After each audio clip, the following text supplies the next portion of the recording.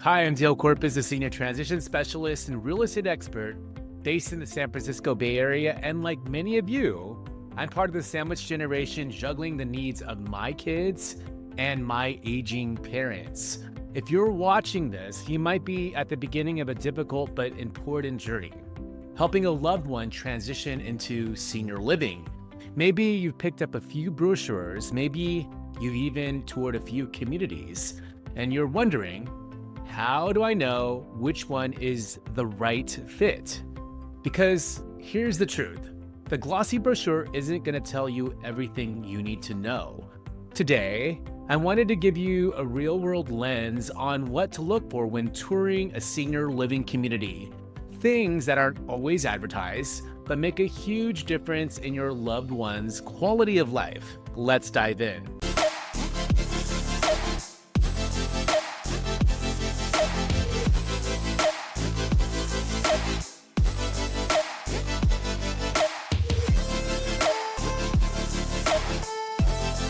Let me start with a story.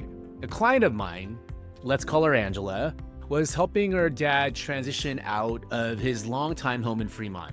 He had early stage dementia, and she was feeling the pressure to find the perfect memory care community. She toured 6 places. The one she chose had a beautiful lobby, an impressive activities calendar, and a very polished marketing team. The sales rep even greeted her with fresh baked cookies. It felt like the right choice.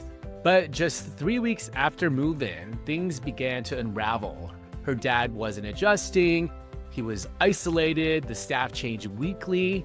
Angela called me in tears saying, "I don't think they're even doing the activities they promised."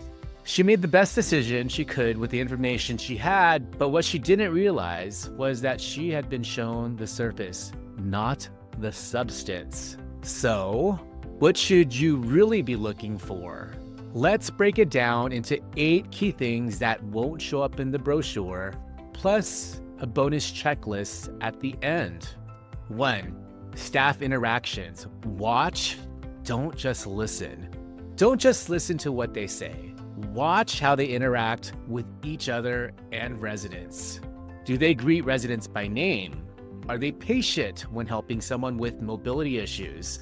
Do they smile or do they look burned out? Also, pay attention to how staff treat you. Are they warm and unhurried, or do they seem like they're going through a script?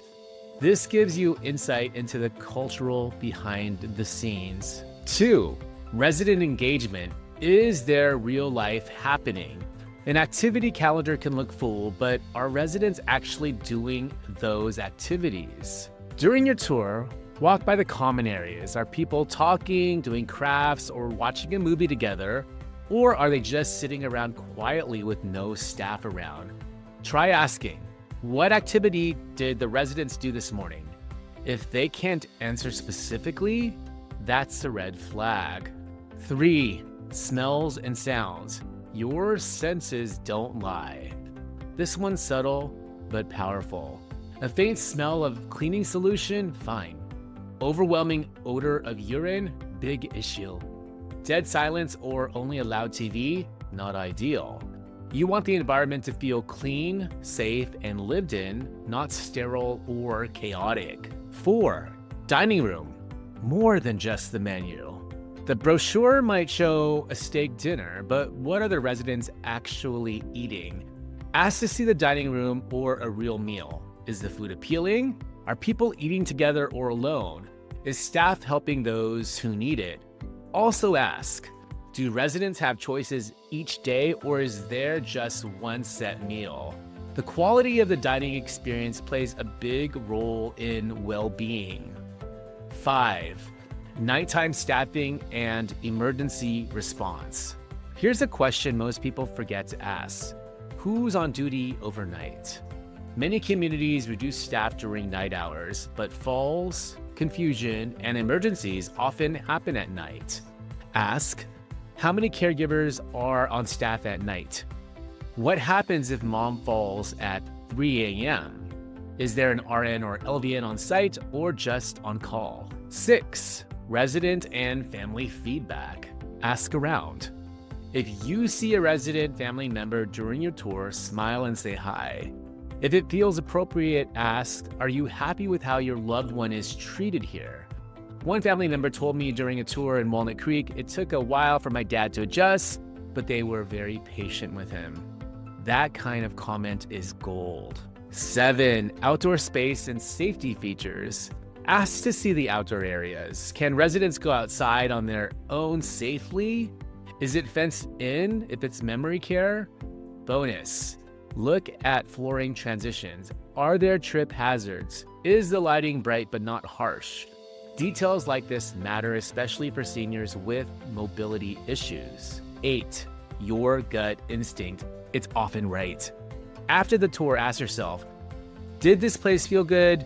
Would I feel comfortable leading my loved one here? Could I see my parent making friends in this environment? Sometimes your gut will tell you something your brain hasn't fully processed yet. Bonus. Here's a quick checklist to bring on every tour. Observe staff-resident interactions. Peek into common areas for real engagement. Sniff and listen. Check smells and noise levels. Visit during mealtime. Ask about overnight staff and emergency protocols. Try to talk to a current resident or visiting family. Check outdoor space, safety, and layout. Trust your gut. I actually created a printable version of this that I give to clients. If you'd like one, just reach out and I'm happy to send it to you. There's no such thing as a perfect community, but there is a right fit for your loved one. And the best way to find it? Go beyond the sales pitch. Look at the human moments, not just the marble countertops. If you're navigating this process in Contra Costa, Alameda, San Mateo, or Santa Clara County, I'd love to help you evaluate your options or even tour a community with you. To learn more about my services, go to www.simplifyseniortransitions.com. Schedule a free consultation by clicking on my Calendly link in the video description box. And don't forget to check out my podcast, Simplify Senior Transitions, for more insights, expert interviews, and helpful stories. It's available here on YouTube, Spotify, and Apple Podcasts. Thanks so much for watching. Again, I'm Dale Corpus, and I'll see you on the next episode.